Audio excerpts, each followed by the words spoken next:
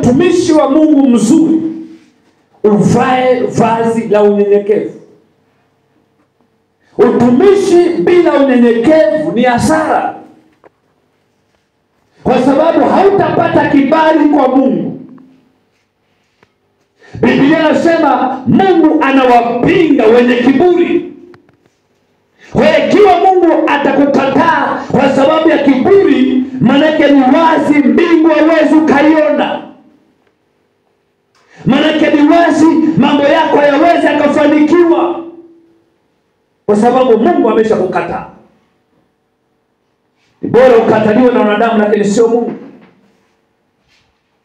Kwa hivyo uwe na sifa nzuri ya kuwa mtumishi wa Mungu, lazima uvae vazi la unyenyekevu.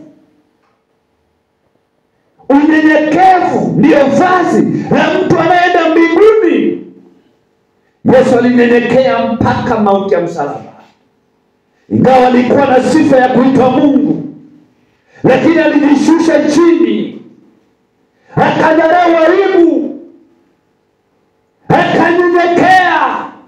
Unaposoma kwenye kitabu cha Isaya, nabii Isaya anamzungumza Yesu vizuri. Anasema alinyamaza kama vile kondoo nyamazavyo mbele yake amkataye manyoya. Akanyamaza Yesu mpaka mauti ya msalaba.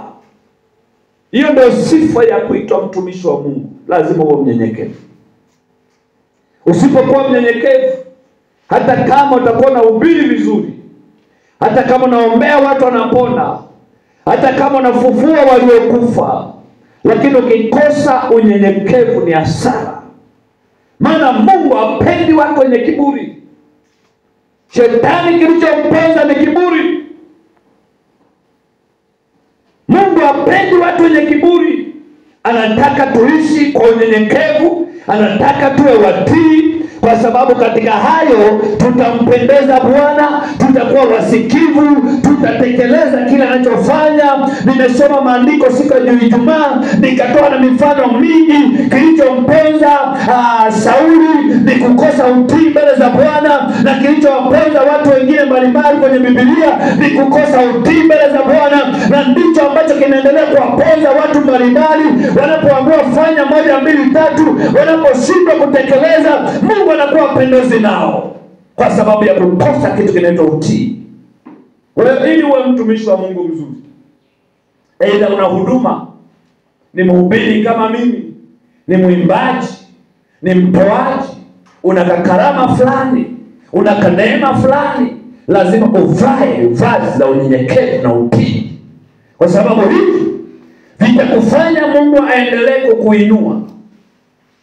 Biblia inasema Mungu wapinga wenye kiburi, lakini huwapa neema wanyenyekevu. Ili uipate neema, lazima uwe mnyenyekevu.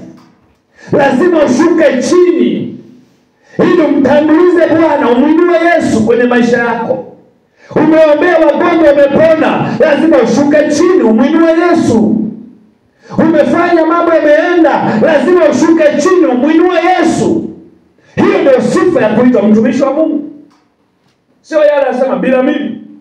Bila mimi pale mambo yaendi. Mungu hapendi hayo.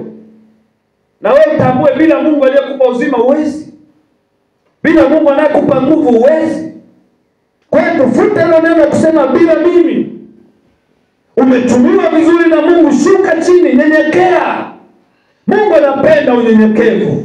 Kwa hiyo tuwe watumishi wa Mungu wazuri, lazima tuvae hili vazi linaloitwa unyenyekevu na utii. Bwana asifiwe sana. Hapa tulisema Mungu anatutaka sisi tuenende kwa unyenyekevu. Tulisoma kitabu cha Mika sura 6 mstari wa 6 hadi 8. Naomba nisome hapo ili niendelee. Kitabu cha Mika ile sura yake ya 6 na mstari wa 6 hadi wa 8. Biblia inasema, nimkaribie Bwana na kitu gani? Na kuinama mbele za Mungu aliye juu. Je, nimkaribie na sadaka za kuteketeza na ndama za umri wa mwaka mmoja? Je, Bwana apendezwa na 1000 za kondoo waume au 10,000 za mito ya mafuta? Je, nimtoe mzaliwa wangu wa kwanza kwa kosa langu, mzao wa mwili wangu kwa dhambi ya roho yangu? Sikiliza mstari wa 8. Anasema, mwanadamu, yeye amekuonyesha yaliyo mema, na Bwana anataka nini kwako?